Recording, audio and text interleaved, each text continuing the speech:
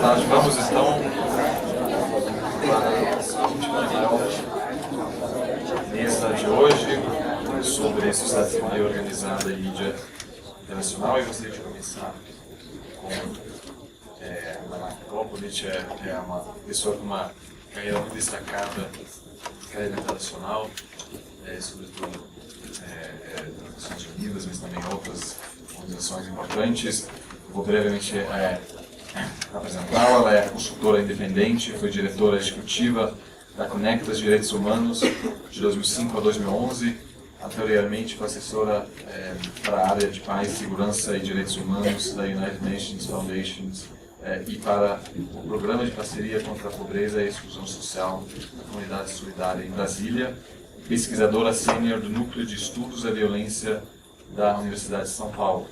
Ela trabalhou para o Alto Comissariado das Nações Unidas para os Refugiados em vários países entre 1975 e 1988. Possui pós-graduação em Economia e Relações Internacionais pelo Graduate Institute of International Studies, Genebra, e bacharelado em Economia da Universidade de Cairo. Mais uma vez, muito obrigado pela presença. Obrigada, Oliver. Obrigada, Salomão. Obrigada, Camila, que organizou. Estou muito feliz de estar aqui e ver todos esses rostos muito jovens e muito interessante. Eu acompanhei a primeira parte e eu estava dizendo para a Oliver, é difícil para mim falar de carreira.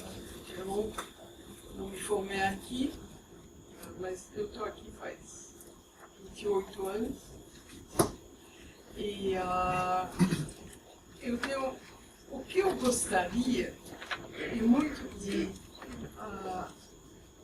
falar para vocês, de fazer uma comparação do mundo no qual eu, como pessoa mais velha, vivi e o mundo de hoje, com dois grandes destaques: a ONU e as organizações da sociedade.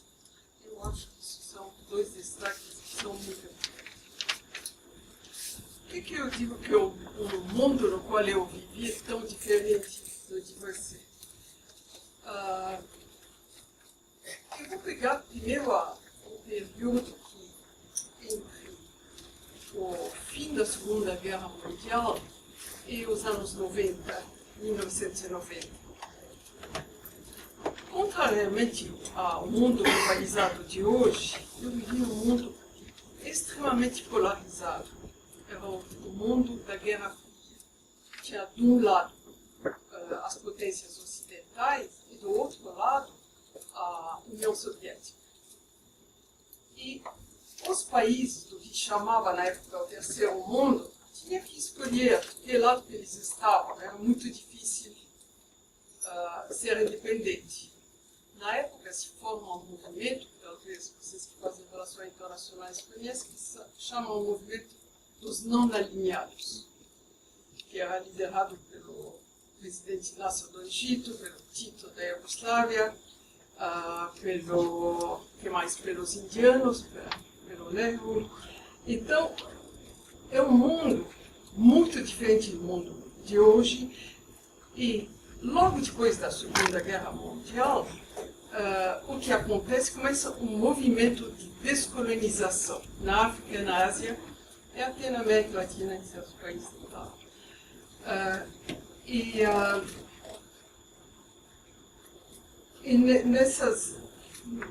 E nesse mundo que eu cresci, eu vivia e cresci no Egito, que também foi um país que teve grandes mudanças. Passou de uma monarquia a uma revolução militar, foi praticamente uma ditadura militar, mas era uma ditadura nacionalista. Era difícil ser contra, era difícil ir contra, porque a gente passava entre potências estrangeiras e um governo nacionalista. Então, o que é importante é que na época não se falava tanto de democracia, se chamava nacionalismo. Tá certo? Então, quando eu comecei a a me formar, saber o que eu queria fazer, na época não era relações internacionais, política internacional, fazia sentido, que tipo de política. Então eu fiz economia internacional. Mas a segunda coisa que era muito forte na época é a ausência de uma sociedade civil, especialmente nos países do terceiro mundo. Esses países ainda não tinha certos movimentos religiosos, não tinha uma sociedade civil organizada, não tinha movimentos sociais. Então, eu estudei economia na Universidade do Cairo, depois fui continuar numa universidade em Genebra, e fiz uma coisa que era tipo de relações internacionais. Ainda era um major em economia, mas com direito internacional e relações internacionais. Foi lá, acho que a minha cabeça se abriu. Eu venho de uma geração onde a maioria das mulheres iam casar com o chairman. Ela ser o chairman. Eu não casei com o chairman. Eu virei o chairman, então. Isso foi quando eu acabei, a minha primeira oferta de emprego foi que a Natália não teve. A Natália que falou hoje. Mas eu não me senti bem, não fui. E comecei a trabalhar no Acnur. O Acnur é o Alto Comissariado para os Refugiados das Nações Unidas. E como eu lhes falei, era a época de grande descolonização. O Acnur foi criado, é uma organização extremamente interessante, logo depois da Segunda Guerra Mundial, para acabar com todos os problemas europeus. As pessoas desesperadas. Alguém que não está gostando. Mas no fim, o Acnur, que era para ficar alguns anos, virou uma das maiores agências da ONU e começou a tratar de refugiados africanos e asiáticos. Eram milhares de refugiados. Com a descolonização, seja as pessoas fugiam, seja elas voltaram depois da descolonização. Quando eu entrei em 75, era a grande onda de repatriação de refugiados de ex-colônias portuguesas. Então começou com Moçambique, depois com Angola e Guiné-Bissau. E nessa época, como eu estou dizendo, o Alto Comissariado tinha duas grandes funções. Uma era de proteger os refugiados e a outra de ajudar com programas. Não tinha sociedade civil em nenhum desses países. Não tinha. Tinha algumas igrejas do norte, tinha algumas grandes organizações, Oxfam, mas não tinha. É aí que se forma. A maioria dos funcionários também eram europeus ou da América do Norte. Aos poucos entram os africanos e as mulheres. Isso é uma coisa interessante, porque quando eu entrei, eu fui recebida por um jovem do Burundi, de 2 metros, e que me recebeu rindo e falou: bom, cada vez que vem uma nova pessoa, eu sou o africano de serviço, o negro de serviço, e você vai ser a mulher de serviço. Eles vão te mostrar em todas as... Tinha muito poucas mulheres e muito poucos africanos e pessoas do terceiro mundo ainda na ONU. Isso mudou muito. Durante os 12, 13 anos que eu trabalhei, a maioria, no fim, eram realmente pessoas do terceiro mundo, mas foi uma época de transição.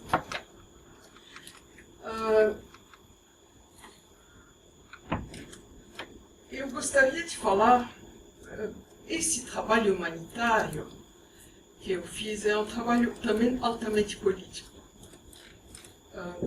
Quem pagava o Alto Comissariado para os Refugiados era essencialmente na época da Guerra Fria, os países ocidentais. Isso é uma coisa importante a saber. As coisas também mudam depois.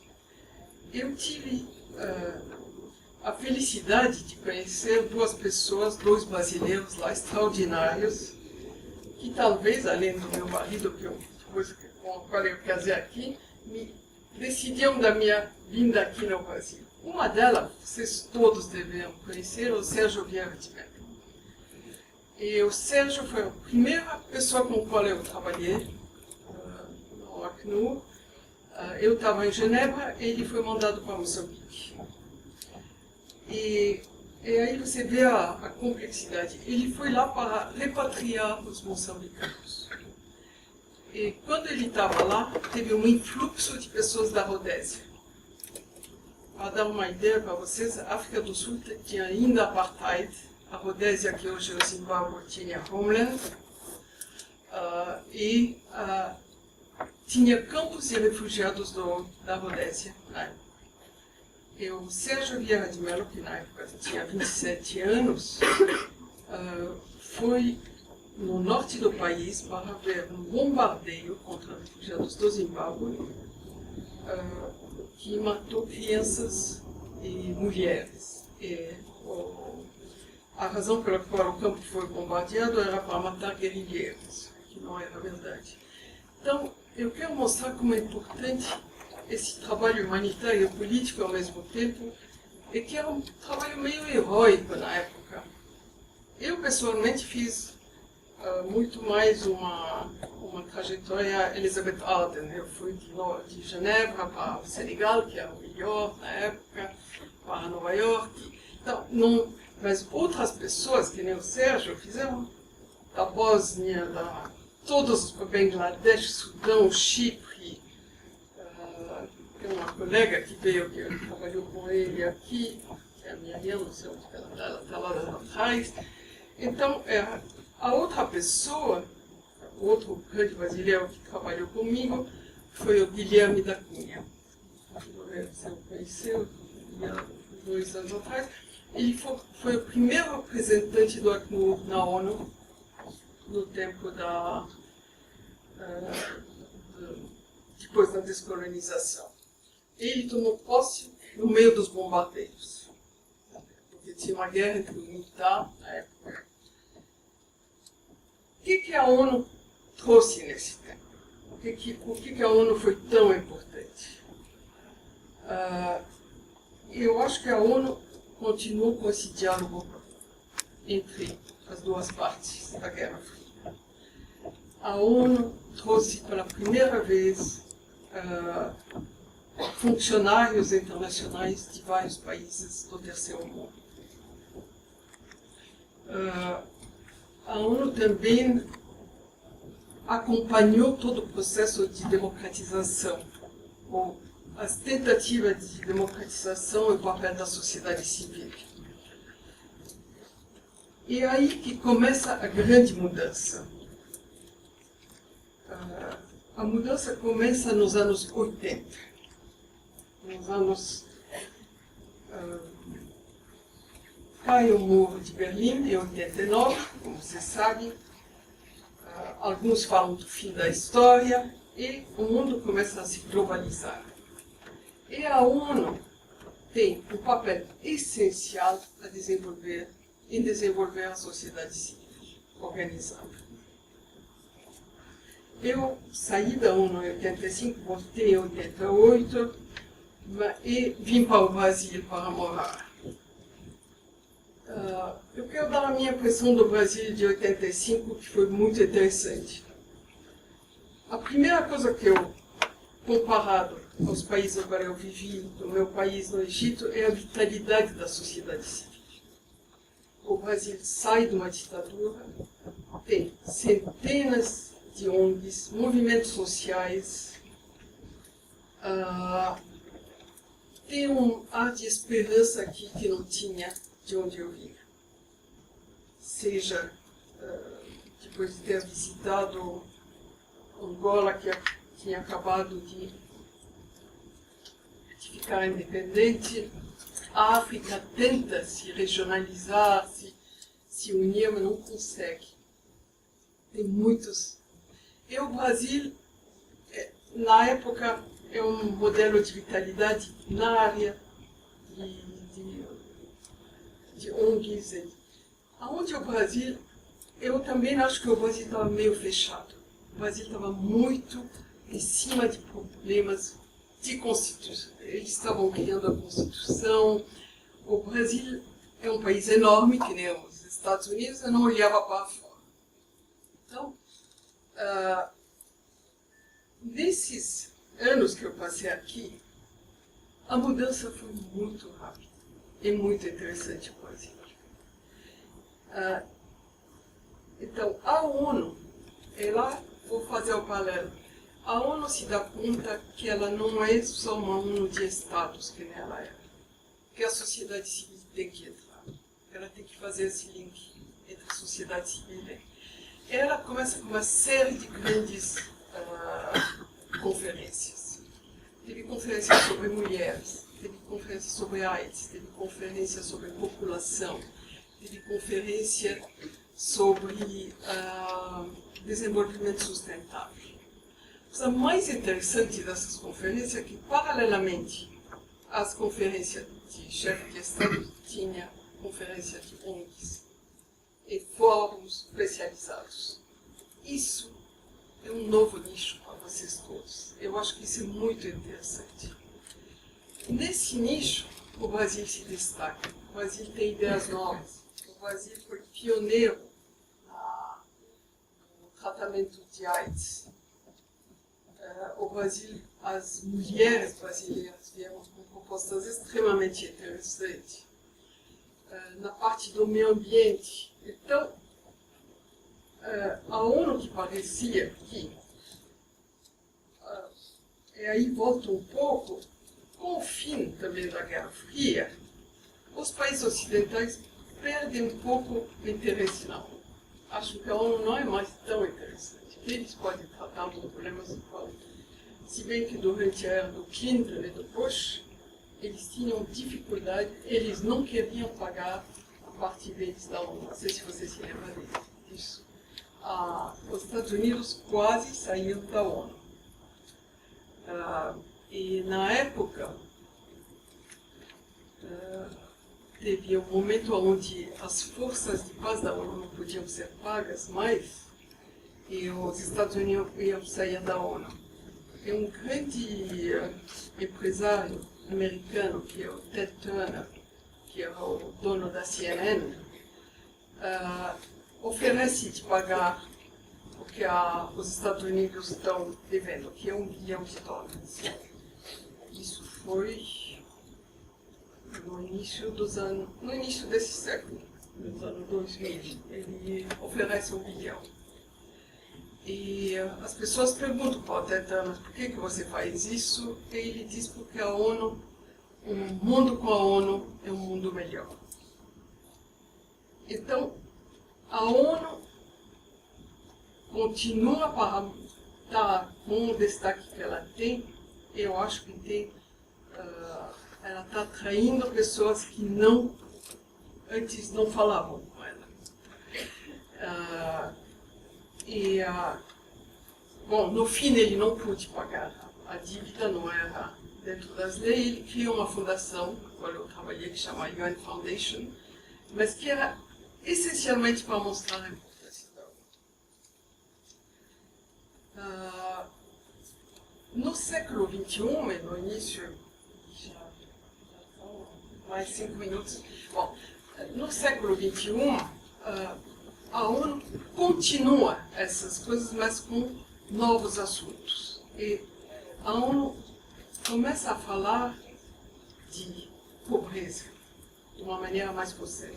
Começa com os Millennium Goals, as metas do milênio, com o Pacto Global, traz as empresas para a ONU. A ONU se dá conta que com os Estados sozinhos, ela não vai continuar a existir do mesmo jeito. Então, eu acho que a ONU se metamorfosou. eu sei, tem muitas críticas à ONU, mas eu continuo sendo uma pessoa que acredita muito na ONU, que acredita que ela abre novas portas, ela dá um sentido às coisas. E hoje você não precisa trabalhar na ONU para fazer um trabalho internacional. Você pode trabalhar aqui, numa ONG, que a gente fez, a Camila vai falar da Conectas, e fazer um trabalho internacional. Isso é uma coisa nova. Você pode fazer parte de uma grande empresa e ter um trabalho internacional. Então,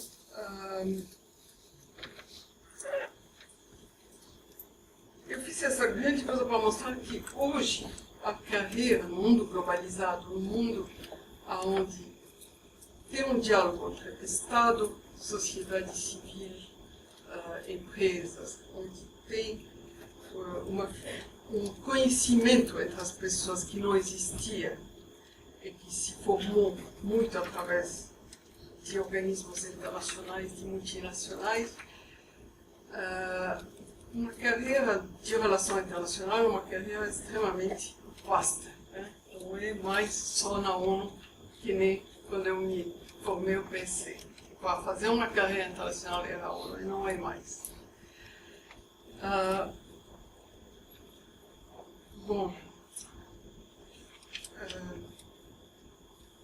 Deixa eu dizer mais duas coisinhas importantes. Sobre o Brasilão. O Brasil é hoje visto como uma economia emergente, a 7ª economia, e o Brasil hoje tem um papel não só importante da ONU, eles querem entrar no Conselho de Segurança, mas de modelo entre os países mais pobres. Um país onde as coisas são possíveis, onde a mudança é possível, onde a sociedade civil é extremamente ágil, onde ela sabe falar, onde ela sabe fazer um dia. Então, é isso um pouco que eu quero.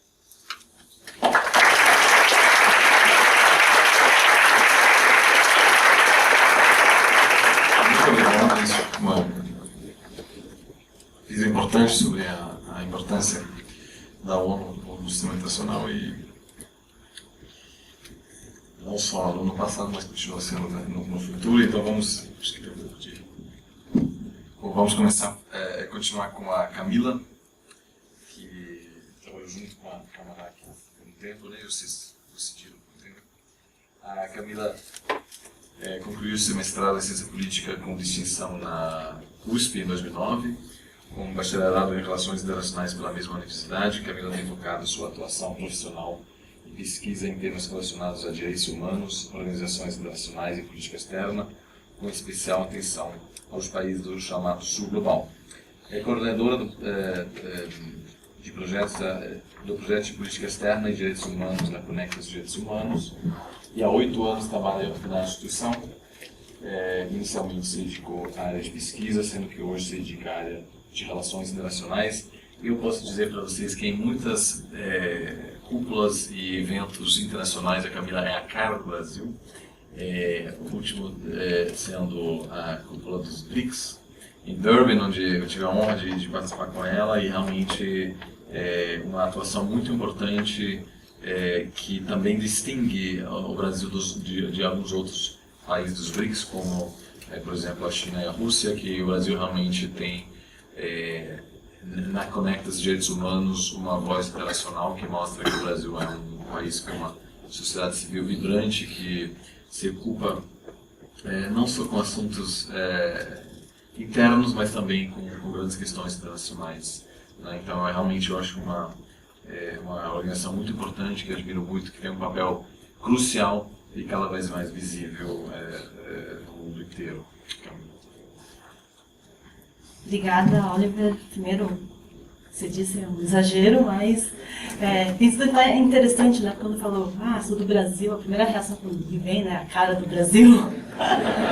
Acho que eu não sou exatamente o que eles esperam do Brasil, mas é bom até mesmo para dar esse choque e dizer, não, olha, estou vindo de um lugar, como a Mike falou, de uma sociedade que é muito diversa e traz essas diferentes vozes. Mas, enfim, queria agradecer o convite ao Olga, Salomão e a Camila, dizer que é uma honra falar depois da Malak, porque a Malak ela foi a fundadora da Conectas, onde eu trabalho, uma organização que eu vou contar um pouquinho do trabalho que a gente faz lá, e é sempre uma grande inspiração. Então, cada vez que eu ouço a Malak falar, eu descubro mais uma coisa da vida dela, e é sempre muito inspirador. Bom, e também queria agradecer a vocês, né? Sei que é um sábado, vocês já estão aqui o dia inteiro, mas acho muito interessante ter tanta diversidade aqui, não só nessa mesa, mas também durante o dia todo, ouvindo e compartilhando um pouco das experiências. Então, o que eu pensei em fazer é um pouco apresentar a minha, não vou nem chamar de trajetória, um pouco, né? Ainda mais falando depois da Malak, fica até bem feio dizer trajetória, mas enfim, o que eu fiz até hoje.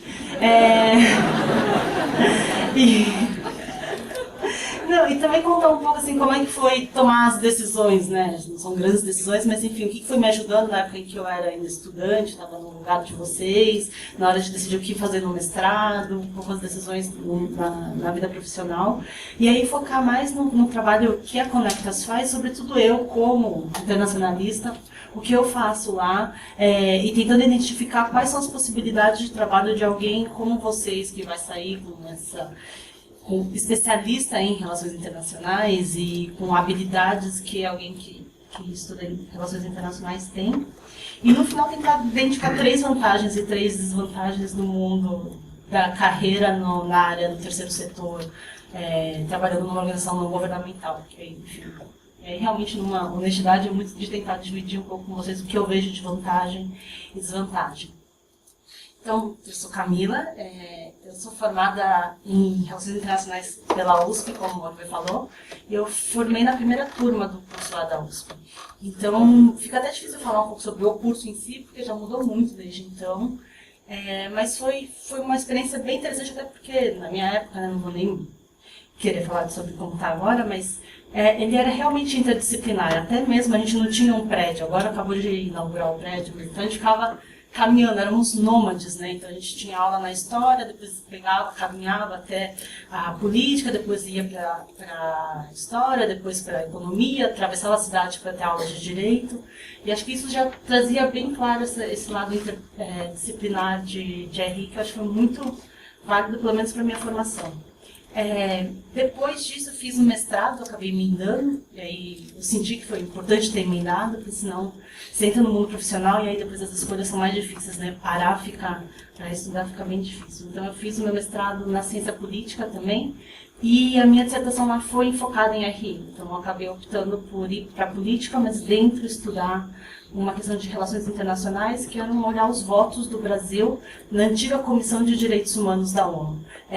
Eu comecei com votos do Brasil, e aí depois meu orientador falou, não, olha todos os votos, tenta identificar as coalizões, os blocos. Então foi interessante tentar até aplicar questões quantitativas durante o mestrado. E acabei depois parando na Conectas. Né? Na Conectas eu comecei como estagiária, então conheci a Malak já há muito tempo. Acho que eu tinha 19 anos, a gente se conheceu. Porque eu cheguei lá como estagiária porque eu fazia um projeto no centro acadêmico lá na USP. Então essa daí seria, sei lá, uma coisa que foi útil para mim, tentar aproveitar o período na faculdade para, enfim, explorar possibilidades. E lá no CA, a gente criou um projeto chamado Outras RIs, que era a ideia de outros temas, que não os temas mais clássicos de RI, e outros atores que não o Estado ou as empresas em RI.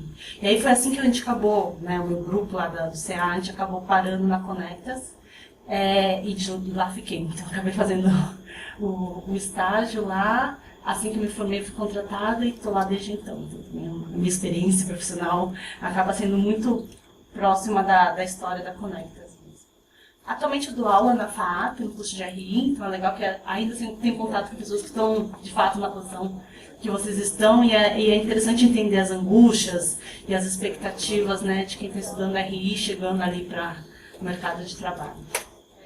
Bom, a Conectas. A Conectas foi criada em 2001, Malak, fique à vontade para interromper a hora que você quiser, porque você que sabe bem dessa história.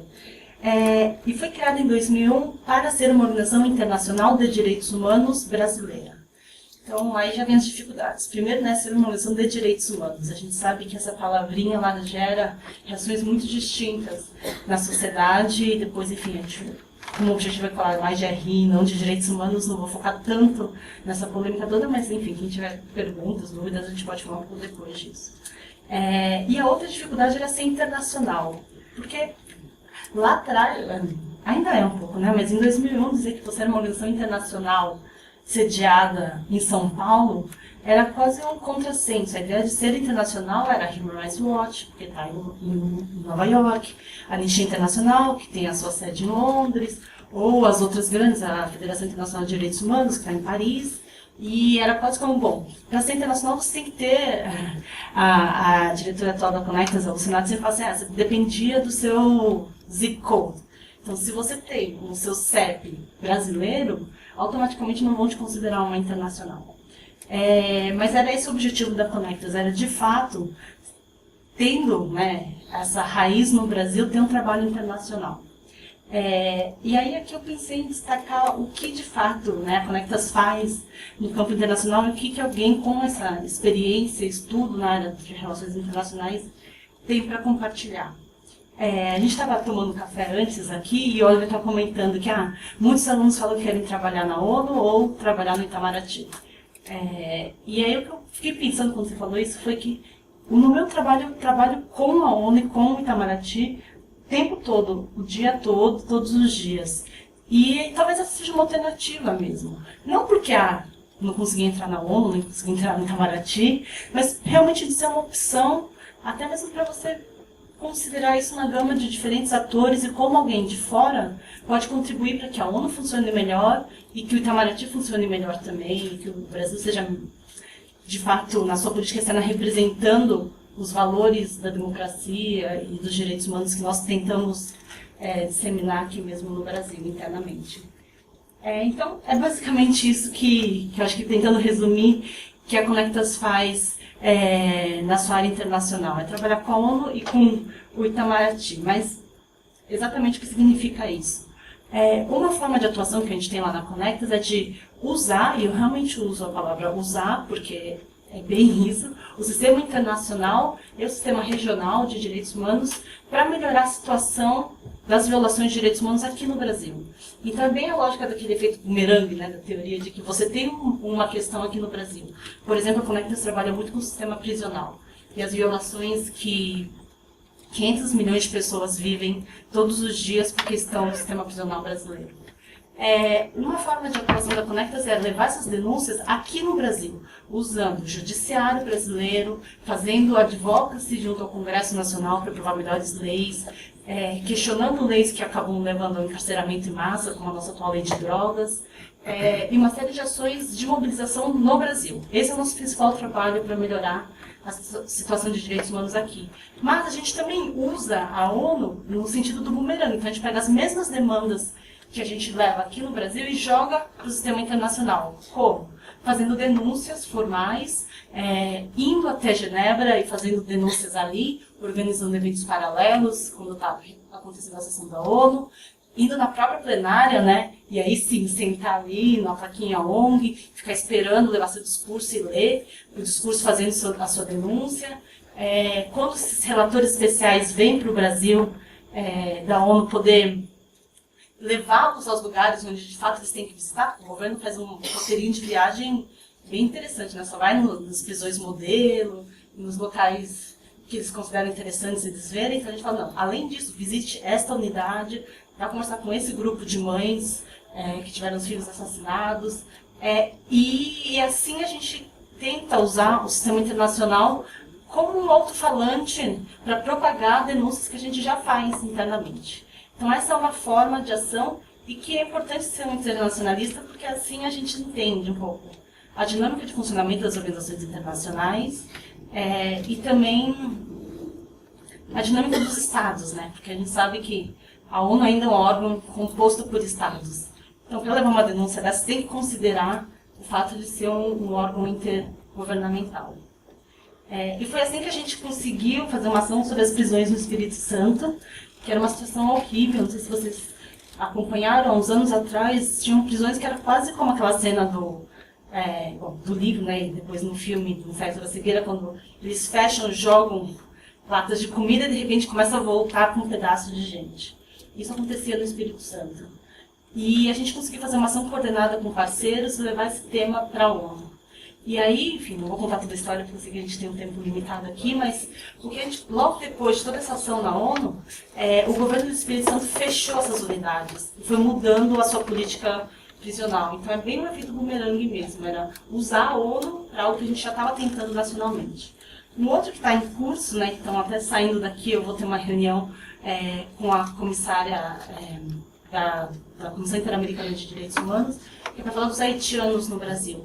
Então vocês sabem que depois do terremoto tem aumentado o fluxo de imigração de haitianos para o Brasil, são mais de 10 mil que hoje vivem aqui, e eles passam por uma situação muito difícil de tráfico de pessoas, de serem vítimas de coiote, depois que chegam aqui, ainda passam por uma situação extremamente degradante de acolhimento, né? Então a Conectas, inclusive, foi até Brasileia, que é uma cidadezinha ali no Acre, na divisão com a Bolívia, e nós documentamos, tiramos fotos, e aí, a partir dessa documentação toda, a gente mandou uma denúncia para o Sistema Interamericano de Direitos Humanos. E aí agora a gente vai acontecer no final de outubro uma audiência temática lá na Comissão Interamericana para discutir a responsabilidade do Brasil e dos demais países da rota, né, quando eles saem do Haiti até chegar no Brasil, e todas as violações que eles são submetidos. Então esse é um outro exemplo de como usar mesmo o sistema, nesse caso regional, para melhorar o que está acontecendo aqui no nosso país. E o segundo bloco de forma de atuação é o Brasil como ator global. Então, normalmente, né, acho que quando a Malak veio para cá, era muito o Brasil em si mesmado, porque nós já vimos uma situação de muitos problemas. Ainda tinha ditadura, a transição para a democracia, a injustiça social. Então, é muito comum pensar o Brasil na ONU, quer dizer, a ONU falando sobre prisões no Brasil, a desigualdade social no Brasil, ainda a fome no Brasil. Mas o que a gente está pegando aqui é um pouco essa ideia do Brasil sendo um ator global. O Brasil, e ainda mais essa história toda de emergências, né, e essa posição nova que o Brasil está ocupando no sistema internacional, de pegar o Brasil como, de fato, um país que se posiciona sobre situações em outros locais e que tem um poder de mudança, vamos chamar assim, em locais onde talvez antes não teria sequer razão de o Brasil se posicionar. Então antes eu fico muito pensando assim, antes era muito um café com leite, por que o Brasil vai falar sobre alguns países? Por que quando acontece um atentado no Quênia, espera-se que o Brasil se posicione sobre isso? Por que quando tem uma guerra como a guerra na Síria, as dimensões de tudo aquilo, por que alguém vai pensar, não, o Brasil tem que tomar alguma posição sobre isso? Isso fazia sentido lá atrás, mas agora é quase inadmissível, né? Acaba como, bom, e aí, o Brasil não vai falar nada? Entra no site do Itamaraty para ver se teve algum posicionamento sobre aquilo. E aí, nesse ponto, é bastante o que o Programa de Política Externa e Direitos Humanos lá da Conectas faz, que é o programa que eu coordeno lá, que é monitorar e tentar influenciar a política externa brasileira em direitos humanos, pensando o Brasil como ator global, com capacidade de mudança em outras situações. Então, peguei aqui 3 exemplos rápidos. Um deles é monitorar os votos do Brasil na ONU. Isso a gente faz bastante, a gente acaba conversando bastante com a imprensa, porque é algo bem visível, né? O Brasil vai até lá, na ONU, por exemplo, no Conselho de Direitos Humanos em Genebra, e tem uma resolução sobre a situação de direitos humanos na Coreia do Norte. Acho que não tem nada mais consensual do que o problema de direitos humanos na Coreia do Norte. O Brasil se absteve na votação dessa resolução em 2009. E aí nós fizemos uma grande mobilização de denúncia junto à opinião pública, às mídias sociais, conversando com a imprensa também sobre, enfim, dar visibilidade a isso, e buscando entender quais são as razões para tal. Eu não vou dizer que essa é a razão mas eu estou dizendo que coincide 2009 com a data em que o Brasil abriu a embaixada em Pyongyang, a capital da Coreia do Norte. Então, aí que vem a coisa de ser de relações internacionais. É não só entender o funcionamento de uma votação na ONU e o funcionamento do Conselho de Direitos Humanos, mas também entender quais são as múltiplas negociações diplomáticas, políticas, econômicas que estão acontecendo e que podem ajudar a explicar um comportamento de um Estado nas Nações Unidas, por exemplo. Então aí a gente começou também a tentar investigar essa questão da abertura da embaixada e o quanto isso tinha influenciado ou não. O outro exemplo é a Síria, e foi lá que a gente esteve junto em Durban, na África do Sul, porque teve a cúpula dos BRICS, que foi no começo desse ano, e a gente, na Conectas, tem acompanhado a posição do Brasil sobre a guerra na Síria, que já causou mais de, enfim, 100 mil mortos, são 4 milhões de pessoas deslocadas interna no país, né? Então a gente estava até fazendo algumas comparações, é como se fosse a população toda do Rio de Janeiro, quase, né? A população do Rio de Janeiro toda deslocada internamente em situação de necessidade humanitária. E era um momento especial, porque Rússia e China são os países que estão bloqueando qualquer forma de ação. Não necessariamente uma ação militar, até porque, sem dúvida, há muitas dúvidas sobre o impacto de uma ação militar, mas qualquer outra ação da ONU que envolvesse até mesmo a melhoria do acesso à ajuda humanitária, Rússia e China estavam bloqueando. E BRICS Rússia e China, mais Brasil, Índia e África do Sul. Então a gente começou uma ação de advocacy, de reuniões em Brasília, de pressão em vários ministérios, sobretudo com Itamaraty, né, para que o Brasil incluísse na declaração final do BRICS um pedido de acesso à ajuda humanitária, que o governo e os rebeldes permitissem que a ajuda humanitária entrasse. E no fim isso entrou, né? Então a gente estava lá e ansiosa, né? Porque, enfim, a sociedade civil não pode entrar na cúpula oficial. A gente ficava lá fora batendo panela, porque não era convidado.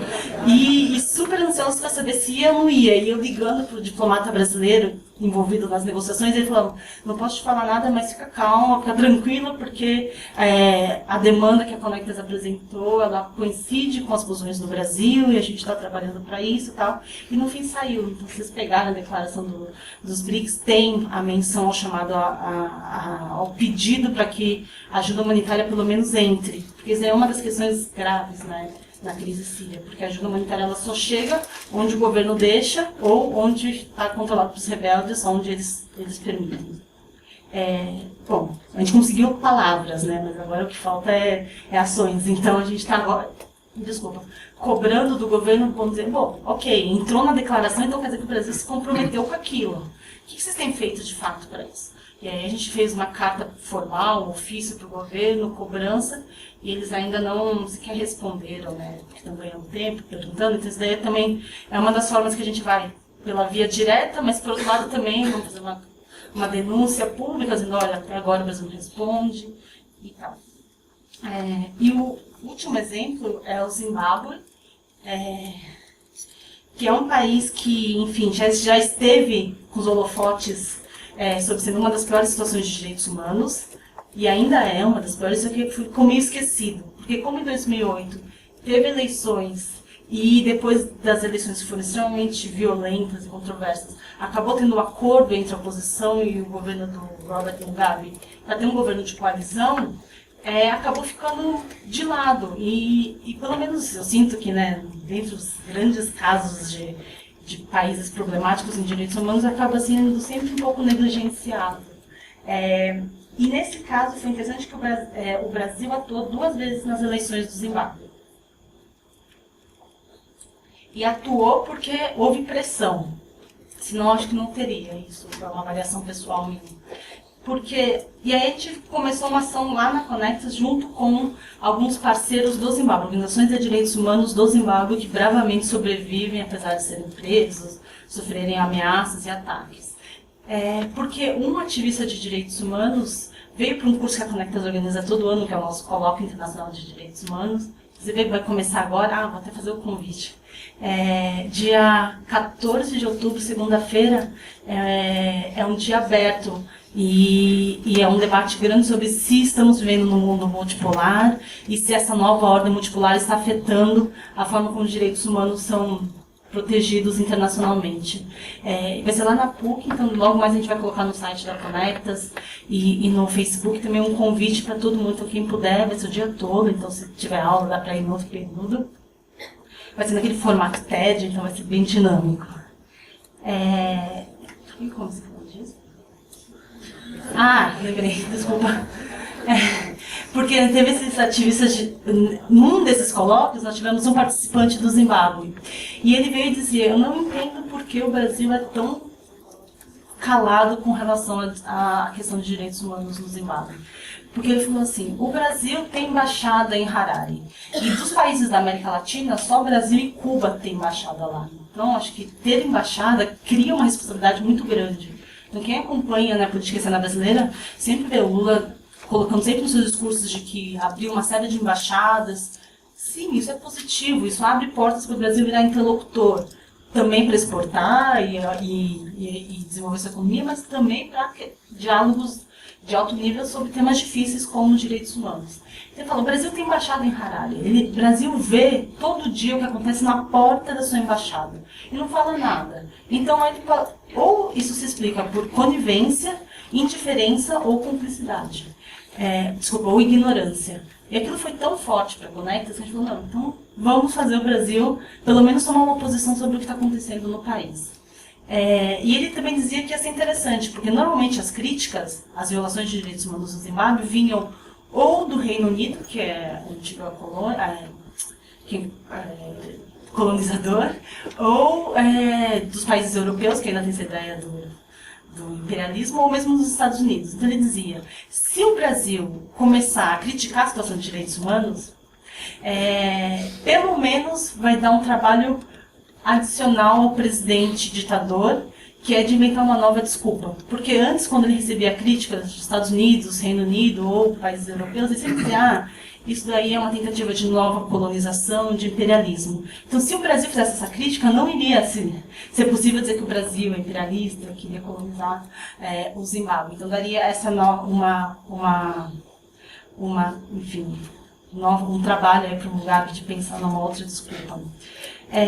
E, além de ser um país que tem embaixada, quando tem eleições, o governo do Zimbábue ele convida só alguns países a mandarem observadores eleitorais. Então, nas últimas eleições agora desse ano, de 2013, só 5 países da nossa região foram convidados, que é Cuba, Nicarágua, Venezuela, Jamaica e Brasil. Então aí a gente começa a dizer, bom, Brasil, você tem que, comparado com a consolidação da democracia, um papel bem distinto comparado com esses outros 4 países. Então deveria ir mandar observadores. Em 2008, o Brasil não disse, a gente fez uma ação com o Itamaraty, eles falaram que não iam mandar, porque questões de eleições, o Brasil só manda observador para eleições na região. A gente tentou no Itamaraty, tentou contra-argumentar, eles falaram que não. Eles falaram, então tá bom, então vamos para o Congresso Nacional. Porque aí foi usar, né, a lógica dos check and balance, dos freios e contrapesos. E aí no Congresso Nacional, um deputado disse, eu sou da Comissão de Relações Exteriores da Câmara, eu tenho competência, mandato para isso, eu vou como observador eleitoral. E aí o Itamaraty acabou indo também, porque eles tinham que fazer toda a parte da gestão. Né? Em 2013, o Brasil também foi convidado, só que não fez, e as eleições foram bem contestadas, né, mas o Mugabe ganhou novamente, né, ele já está aí com 90 anos. E a questão foi que o Brasil mandou um observador eleitoral e não se posicionou depois. Sequer teve um relatório, um parecer sobre o que foi feito, e a Conectas cobrou uma posição, eles mandaram para a gente está divulgando. Dizendo, bom, se o próprio governo não divulga quais foram as conclusões, uma organização cobrou e a gente está disponibilizando, mas dizendo isso não basta, a obrigação seria deles. Então, depois no final eu falo das vantagens e desvantagens. Tá bom, muito obrigado, Camila.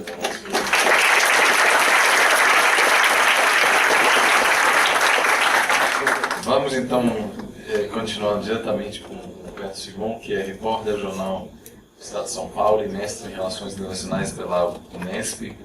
Ele realizou coberturas internacionais para o Estado em lugares como Irã, Egito, Faixa de Gaza, Cisjordânia, Israel, Haiti, Guantánamo, Paraguai, Honduras e Chile. Entrevistou autoridades internacionais como o secretário-geral da ONU, Ban Ki-moon, o ex-premier britânico Tony Blair, entre outros. Ele também entrevistou recentemente o Steve Walt, quando esteve aqui na fundação. O Roberto Sigon ganhou em 2012 o prêmio Jornalistas de Visão. Eu acho que isso, a gente fez muita questão de trazer esse tema do jornalismo para este evento, porque está passando, acho que, por uma transformação importante. Eu acho que o Roberto é uma pessoa excelente para falar um pouco da própria carreira, das possibilidades nesse ramo. O Steve Walt foi propaganda. Eu queria, antes de mais nada, agradecer o convite, é um prazer estar aqui, agradecer o Oliver, Camila, Salomão. E é um prazer, acho que especial para um repórter, porque pode parecer estranho o que eu vou falar, mas a atividade de repórter, você deve concordar com isso, é um tanto solitária, na medida que a gente não tem um diálogo e sim um monólogo, né? A gente escreve, ou publica matéria, grava coisas, e o feedback é muito pequeno, e falar para vocês que são um público de relações internacionais extremamente exigente no consumo de notícias internacionais, é nesse sentido ótimo para mim. Queria muito escutar vocês também. Tem acho que talvez a internet mude um pouco isso, que você consiga um pouco de feedback. E no meu caso, sei, por exemplo, quando eu escrevo matéria sobre o Oriente Médio, Gaza, Cisjordânia, ou mesmo a parte de Israel, sempre tem um feedback mais pesado, um tema mais sensível, e isso é bom, isso é bom. Eu pensei em falar aqui, e eu acho que eu estava pensando nisso agora. Existe uma coisa que une a todos aqui, talvez em relação às outras mesas, que é a ausência de um caminho claro, no sentido de começo, meio e fim na carreira. Eu acho que, não sei, a parte da Camila, são campos incipientes dentro do Brasil, né? Muito mais que o setor privado, embora esteja se modernizando, e muito mais que o setor público, com certeza. Pensei em falar um pouco sobre a minha trajetória, porque, enfim, sou jovem, também não quero me comparar com a Malak, que tem aí uma super história. Não, mais ou menos. Não, estou brincando. É só mesmo. Mas eu falei em termos de experiência. Né? Mas a minha ideia era tentar oferecer algumas ideias a vocês sobre caminhos que podem ser, e é angustiante você estudar um tema que é tão etéreo quanto as relações internacionais e tentar achar um fio condutor ou algo que te toque imensamente. E sempre existe alguma coisa, eu acho, pelo menos, nem que seja ganhar dinheiro exportando frango. Acho que é válido isso também. Enfim, eu descobri que a coisa que me tocava desde pequeno era jornalismo internacional. Eu lembro pequeno lendo o jornal de trás para frente para começar na parte internacional. E no momento vestibular eu vi que tinha alguma coisa aí. Eu prestei Relações Internacionais e Jornalismo. E fiz Relações Internacionais na PUC. Jornalismo eu abandonei em 1 ano, não sou graduado em jornalismo. E aos poucos foi ficando claro para mim que eu tinha uma missão, vamos dizer assim, de tentar contribuir para sofisticar um pouco o debate sobre política internacional no Brasil. E, humildemente fazendo isso, claro, mas no sentido de que acho que hoje em dia se discute muito a emergência do Brasil, e eu acho que inevitavelmente a área das relações internacionais no Brasil, isso inclui o papel do Brasil no mundo, tem que ser sofisticada. Vocês, talvez, nós aqui, no sábado, 5 da tarde, nós somos a prova viva de que existe, sim, um interesse crescente nessa área. Eu me graduei em Relações Internacionais, passei 1 ano estudando na França, e com um diploma de RI na mão, como eu viro jornalista. Foi muito difícil, e aí um diretor maluco do Estadão falou, tem uma vaga para escrever sobre turismo, se você quiser. E eu falei, claro, adoro turismo, viajar. Só que eu não sabia que turismo era ligar para donas de pousadas em, sei lá, Ilhabela, e escutar que existiam 3 modelos de quarto. Me lembro dessa entrevista, 3 modelos de quarto. O oncinha, o zebra e o outro. E eu comecei a me frustrar. O oncinha era a decoração. Devia ter prestado Itamaraty, não existe. Mas aos poucos eu fui vendo, eu fiz um blog uma época sobre política internacional com outros alunos, chamou a atenção, aí a Folha me chamou para ocupar um espaço lá editando um caderno do New York Times, aliás, que eles têm, acho que eles não tem mais, mas tinham até pouco tempo, segunda-feira, e aí o Estadão... Terça, desculpa. E aí o Estadão decidiu me manter como repórter para cobrir as férias de uma outra... Não, licença maternidade. Foi isso. Foi um caminho nada certo. Na época o STF ainda cobrava a história do diploma de jornalista. Então, dia sim, dia não, RH ligava no meu ramal, me ameaçando demissão, etc. Eu tinha que me matricular em jornalismo. Mas no fim das contas, eu estava lá na editoria de política internacional e começou a dar certo. Eu tinha, acho que por ter trilhado esse caminho das relações internacionais e ler pessoas como Walt, e, sei lá, Raymond Aron e outros que com certeza vocês leram ou vão ler, eu propunha entrevistas diferentes e tinha uma abordagem um pouco diferente. Até que um dia, eu tinha acho que 25 anos, o Zelaya foi golpeado em Honduras e o jornal não tinha quem mandar para lá. Era meio esse dilema. E eu estava no meu computador meio torcendo muito para que fosse eu. E daí, acho que era o quinto da fila. Falei, você quer ir? O que você acha? Segura e fui. E foi um negócio que deu certo. No final, passei um mês em Honduras. E foi o começo aí de viajar para cobrir coisa pelo Estadão e ser reconhecido por isso. Enfim, eu acho que falando sobre a carreira de jornalista internacional, eu vou só pegar duas perguntas que eu acho essenciais para vocês e depois comentar o que eu acho que está acontecendo com o jornalismo internacional hoje, do ponto de vista brasileiro também. As perguntas que eu acho fundamentais são como é, em termos de estabilidade, essa carreira, e em termos de remuneração, acho que vocês devem pensar nisso também. E a resposta para os dois é péssimo. Não, é verdade. Acho que não criem ilusões de Jack Nicholson no Profissão Repórter, aquele filme maravilhoso, aí fumando um cigarro no fim da África. É muito difícil hoje em dia ser jornalista e cobrir política internacional, ainda dentro do mundo jornalístico é pouco valorizado dentro do Brasil.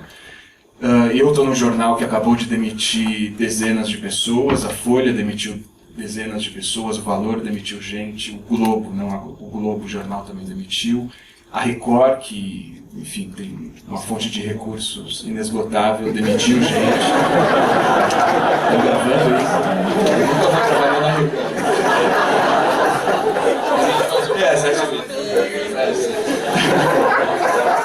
Mas é verdade, a questão é que hoje em dia, isso acho que o perfil de jornalista brasileiro tem muito disso, de mudar de jornais toda hora, de sempre estar vendo para onde sair, e é maluco que, em certo sentido, um jornalista, por exemplo, uma editoria de internacional da Folha, do Estado, do Globo, é uma pessoa que fala inglês fluente, fala espanhol bem, deve falar uma outra língua, lida com autoridades internacionais importantíssimas, tem grandes responsabilidades de cobertura internacional, ou seja, uma pessoa muito qualificada que numa área, sei lá, no direito ou em outro lugar ganharia muito bem, mas no jornalismo ela não vai ganhar bem. Não vai morrer de fome, mas não vai ganhar bem. É verdade. Enfim, eu acho que é algo para vocês considerarem, mas tem uma boa notícia nisso, que na minha opinião é um pouco nesse ponto que eu queria tocar.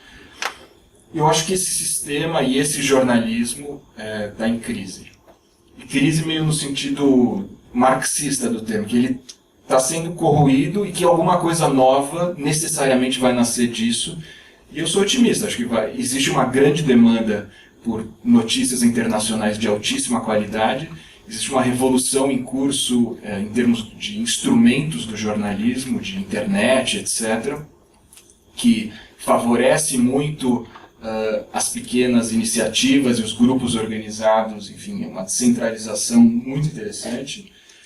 E é interessante notar também que, digamos, os grandes veículos de comunicação que cresceram porque eles eram capazes de falar para um grande público, quer dizer, um estilo Jornal Nacional ou CBN, o próprio Estadão, esses são os veículos que enfrentam maior dificuldade para se adaptar no momento em que a audiência está cada vez mais pulverizada. Em certo sentido, hoje em dia, isso é muito maluco, eu acho, a notícia não chega até vocês, mas vocês vão atrás da notícia. Vocês sabem o que vocês querem ler e onde vocês querem ler. Claro que existe ainda o jornalão, ou a notícia, digamos, básica, assim. Pegar um exemplo, a Camila citou o ataque no Quênia. Vocês provavelmente aquele dia abriram a página do UOL e leram um atentado no shopping no Quênia, deixa 67 mortos. Para muita gente essa informação para por aí. vocês que são da área de relações internacionais, que são muito exigentes, muito inteligentes, etc., vão querer dar um passo a mais. Talvez esse passo a mais seja abrir o Estadão, a Folha no dia seguinte e ler um artigo. A questão é que no Brasil ainda, isso eu acho interessante, o passo seguinte a mais, ele não pode ser dado antes. Se você quiser mais, antes você vai comprar um Economist e ler. Ou você vai comprar um New York Times, ou assinar o New York Times e ler. Ou você tem que ter muita paciência para ler uma revista do tipo Política Externa dali a 2 meses, que é uma revista que tem um formato Foreign Affairs, é uma ótima revista, mas que não é exatamente isso que você está querendo. Você precisa de uma resposta logo. Essa brecha, se a gente pudesse fazer um gráfico assim, de grau de exigência do noticiário internacional, vocês estariam naquela ponta mais exigente, ela não está sendo preenchida de forma nenhuma no Brasil nesse momento. Nem mesmo, e eu trabalho no jornal talvez com a maior cobertura de política internacional, é difícil o jornal dar conta disso. A gente pode dar um artigo grande, mas, por exemplo, pegar a questão do Quênia. Por que foi Westgate o alvo do ataque? Eu estive em Nairobi, fiz uma conexão em Nairobi, cheguei de manhã, fui embora à noite. Falei, não, tem um shopping ótimo, sei, Westgate, é onde os ocidentais vão. Na hora que eu li aquilo, para mim fez todo sentido o seu alvo. E por que eram terroristas somalis, mas eram aqueles piratas somalis malucos, mas não tem americanos no Al-Shabaab, não tem europeus lutando lá, por que eles estão? Esse tipo de pergunta que vocês fazem, que é um grau de exigência outro, que a tia de vocês não vai fazer, ela pode querer saber que houve esse ataque, mas ela não está tão preocupada com isso. Esse tipo de pergunta é muito difícil de ser respondido, e ele precisa ser respondido de alguma forma no Brasil, com uma visão brasileira. Vocês cobram de mim, por exemplo, descobrir quem é o jornalista que estudou, o historiador, ou o especialista em RI, que estudou o Al-Shabaab, e que seria muito bom fazer uma entrevista com ele, fazer perguntas interessantes, e falar, se você quiser ler tal livro, você pode comprar na Amazon. Enfim, esse tipo de coisa é um mercado praticamente vazio no Brasil ainda. E uma das coisas que eu acho que a Economist não soluciona, nem o New York Times, é que, eu não quero soar nacionalista absolutamente, mas existem perguntas brasileiras também sendo colocadas, do tipo, não sei, pegar Bolívia. Acho que o fato de nós sermos brasileiros, por exemplo, a história da relação do Brasil com a Bolívia praticamente não foi abordada agora no caso do senador boliviano que veio para cá. A história da relação do Brasil com o Evo pode ter saído um artigo no jornal, mas assim, mais profundo, no Valor saiu coisa, no Estadão também. Mas acho que tem bastante gente, em números absolutos, uma quantia considerável de pessoas que estariam dispostas a dedicar, sei lá, 25 minutos do seu domingo para ler um grande artigo sobre a história da relação. Por que a Bolívia não é insignificante, como disseram por aí. Não cito nomes. Mas é verdade, eu acho que a resposta... Por que isso causou tanto incômodo em tanta gente? Porque a resposta não estava tão evidente como deveria estar. Assim, é óbvio que a Bolívia não é insignificante para o Brasil, óbvio que não.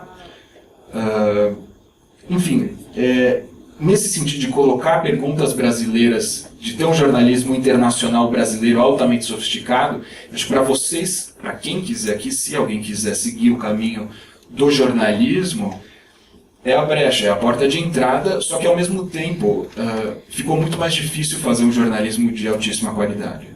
No sentido de que o repórter que vai fazer isso é cada vez um repórter que precisa ser mais qualificado.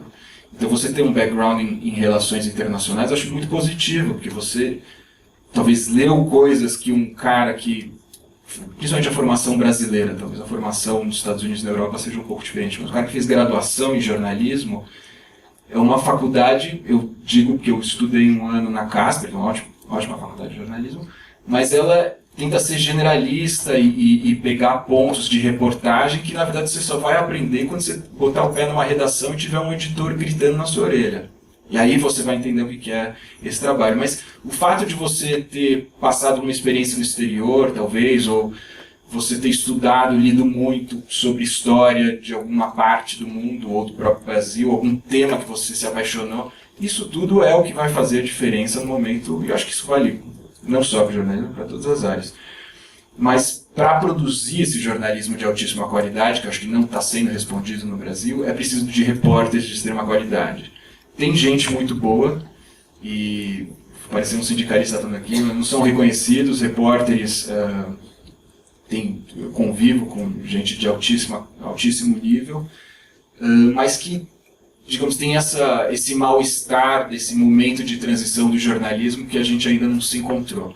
Acho que em alguns lugares, talvez isso até possa servir de exemplo, como os Estados Unidos, começaram a surgir algumas respostas interessantes.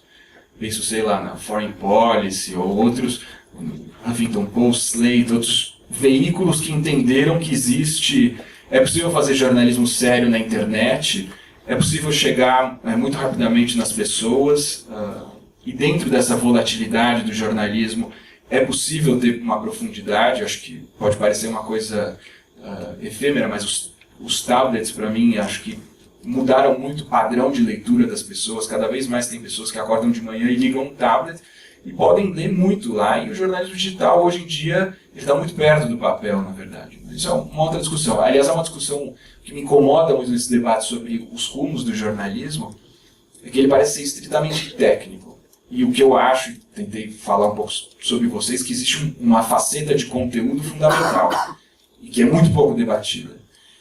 E formandos em relações internacionais que pensam em fazer uma carreira com jornalismo, ou pensam eventualmente em contribuir com o jornal e ser, não sei, quem sabe um dia ter uma coluna ou fazer um blog sobre isso, acho que vocês têm que ter isso em mente.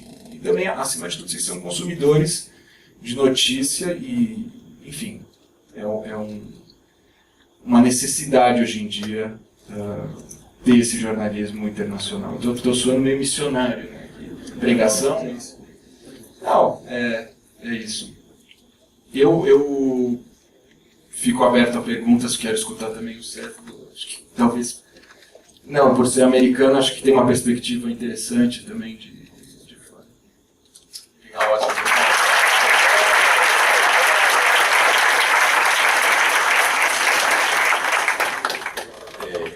Um assunto que eu queria acrescentar, que eu acho muito importante, é que eu vejo isso no meu dia a dia, estando no Brasil, estudando Índia, China, a gente acaba consumindo notícias dos Estados Unidos e da Europa, e isso é particularmente grave, estudando assuntos como o BRICS, por exemplo, porque na mídia americana, europeia, até hoje nunca foi escrito nenhum artigo favorável em relação ao grupo dos BRICS, e eu acho que nesse sentido é muito importante o Brasil ter uma voz internacional por meio de uma mídia de outro padrão. Como acontece, aliás, em alguns países do Oriente Médio, né,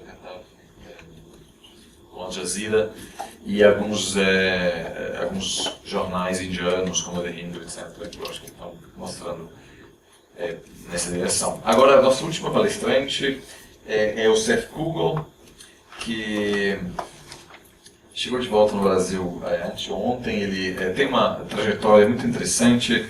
Ele fez Yale no undergrad, depois continuou para Harvard, onde estudou políticas públicas, na Kennedy School. Ele depois passou um tempo, ele é ex-professor da rede pública na cidade de Nova York, e trabalhou na prefeitura também da cidade de Nova York. Depois foi correspondente da Global Post aqui no Brasil, temporariamente substituiu o correspondente da New York Times também, e é colunista da New York Times, onde escreve sobre viagens, é o principal tema. Viajou, eu perdi a conta de quantos países, você sabe quantos países você... Não, mas não esses 100 que você falou antes. Talvez só 50, tudo bem. Mas eu acho que eu julguei importante a intervenção do Seth, porque, aliás, Seth, aqui no Brasil, a versão tropicalizada é Sete. Chama ele de Sete.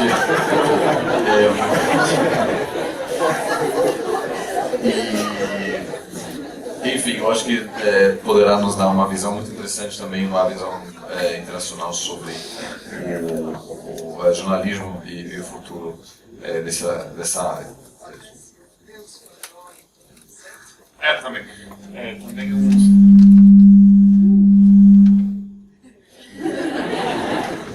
Também um sobrenome indiano. Os indianos acham que eu sou indiano, os egípcios pensam que eu sou Deus.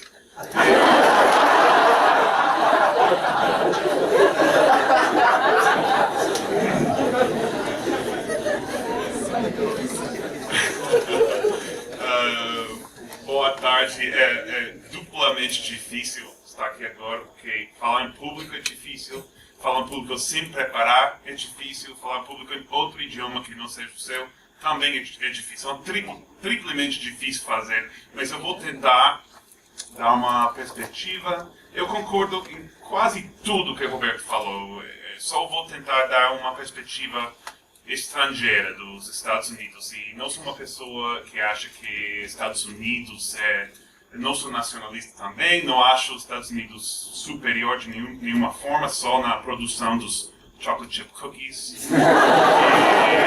Até no Starbucks do Brasil, nem conseguem fazer. Eu trouxe vários chocolate chip cookies para o Brasil para dar para os amigos. Por isso. Tá. Eu também concordo que... primeiro eu queria comentar, o Roberto falou que foi surpreso quando o editor chamou ele para ser jornalista sem ter estudado jornalismo, né? Isso nos Estados Unidos seria a coisa mais normal do mundo. Eu acho que a gente nunca teve essa lei que o jornalista tem que ter estudado jornalismo para praticar jornalismo como se fosse médico. Até a Harvard, a Yale, até Columbia, que tem a melhor faculdade de jornalismo do país, não tem jornalismo como graduação. Ou seja, é só mestrado. Algumas faculdades têm jornalismo para graduação, mas são muito poucas e não são as melhores do país, definitivamente. Então, por isso, para mim, relações internacionais é a coisa perfeita de estudar para virar jornalista. Eu estudei administração pública na Harvard e sempre falo agora eu sou colunista, as pessoas conhecem meu nome, me escrevem, tem 17 anos, me perguntam, mas o que eu preciso fazer para ser jornalista, para ser colunista de viagens? Eu quero fazer isso, blá blá blá. E eu sempre eu falo para eles não estudar jornalismo, de estudar ciência política, de estudar história, de estudar inglês, qualquer coisa, e depois entrar no jornalismo e, de preferência, depois de alguns anos de fazer outra coisa. Ou seja, eu publiquei minha primeira matéria aos 29 anos. E foi... vou contar isso depois. Mas também queria notar que o jornalismo internacional, a mídia internacional em geral, está mudando muito, como falou o Roberto. Não sabemos exatamente quem vai estar reportando as notícias daqui a 10 anos, em qual formato, se esses sites tipo Slate, Huffington Post já vem para o Brasil, quem sabe o que eles vão fazer aqui. Não temos nem ideia, mas queria dar talvez uma ideia para vocês que podem trabalhar parcialmente no jornalismo e parcialmente em outra coisa. Talvez 5 anos no jornalismo, depois 5 anos em outra coisa, ou trabalhar ao mesmo tempo no jornalismo e em algum outro aspecto de relações internacionais. Vou dar alguns exemplos. Por exemplo, pode ter um blog que não é exatamente jornalismo oficial, mas serve de jornalismo. O Oliver aqui é professor, mas também é meio jornalista, né? Faz um blog bacana, que eu leio no mínimo uma vez cada 3, 4 meses.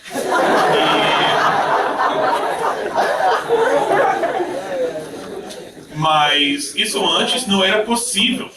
Não era possível um professor chegar a falar com tantas pessoas ao redor do mundo tão facilmente, de graça, sem ser pago, mas de graça, publicar um blog que todo mundo pode acessar. Tem muitas possibilidades.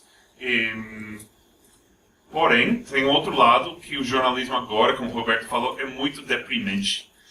A indústria, ou seja, nós sofremos disso há 5, 6 anos atrás. Eu acho que começou no Brasil talvez 2 ou 3 anos atrás, as demissões e os problemas disso.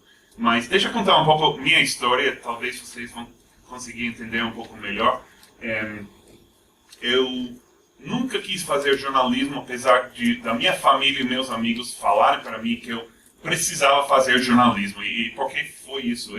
Eu achei muito chato a ideia de simplesmente observar o mundo e escrever o que observei. Ou seja, não participar, só observar e escrever. Eu pensei que isso era o jornalismo e gostei de escrever, então em vez de fazer jornalismo assim, eu fiz, tipo, na faculdade e até na high school, fiz uma coluna, tipo, de satírica, tipo, de comédia, tudo isso. Eu fiz uma matéria, eu lembro, na high school, que eu contei todos os pedaços de chiclete que estavam embaixo das cadeiras da escola. Foi um estudo acadêmico. Foi um sample. Uma amostra de, sei lá, 50 cadeiras. Depois multipliquei pelo número de cadeiras na escola e descobri que era tipo 25 mil pedaços de chicle usados embaixo. Olha, eu achei legal porque era engraçado. Agora eu reconheço que isso é uma forma de jornalismo, só que não sei se serve muito o interesse público saber que poderia ser melhor, tipo, estudar, sei lá, o orçamento, a verba do governo do Brasil e como usa o dinheiro para fazer aquilo, sei lá. Bom, então eu fiz um programa nos Estados Unidos chamado Teach for America, é uma ONG que tenta atrair os melhores alunos das melhores faculdades a dar aula na rede pública, das redes públicas mais necessitadas dos Estados Unidos. Agora existe no Brasil também, no Rio, não sei se já está no São Paulo, mas e dei aula 3 anos para imigrantes dominicanos no Bronx, que foi uma experiência maravilhosa. Aprendi espanhol dominicano, que não é o espanhol mais sofisticado do mundo, mas aprendi isso. Depois fiz esse mestrado em administração pública e fiquei muito interessado na imigração, um problema grande nos Estados Unidos, que cada dia mais grande no Brasil também. Mas, por exemplo, Nova York, a cidade de Nova York tem 9 milhões de habitantes, dos quais 2 milhões são latino-americanos. Não são todos imigrantes, alguns são filhos dos imigrantes. Mas o problema é enorme e comecei a trabalhar nisso. Eu já tinha esquecido totalmente o jornalismo, que todo mundo na faculdade me disse que eu tinha que ser jornalista, que eu escrevia muito bem, etc. Mas fiquei um pouco chateado de trabalhar na prefeitura de Nova York. Isso foi na época do prefeito Giuliani, que talvez vocês reconheçam o nome. Foi um trabalho bacana, trabalhando com imigrantes, etc. Mas um dia uma amiga me falou: lembra que você escreveu essas colunas na faculdade? Por que você não tenta ser jornalista, sei lá? Então eu pensei, ok, vou tentar, quero escapar da prefeitura e tudo. E até comecei a escrever, mas só sabia escrever essas colunas engraçadas, né? Então eu fiz uma coluna sobre, isso foi em 1999, nessa época ninguém comprava nada na internet. A coluna era 9 coisas absurdas que você pode comprar na internet, que agora todo o absurdo se compra na internet, você sabe disso. Mas nessa época as pessoas só compravam, tipo, 5% das pessoas compravam e só era um livro, sei lá.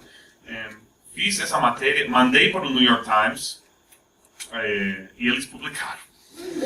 Que foi um momento extraordinário na minha vida. Nessa época, o New York Times já estava na internet, mas só o que estava no papel também saiu na internet. Ou seja, era um espaço muito limitado.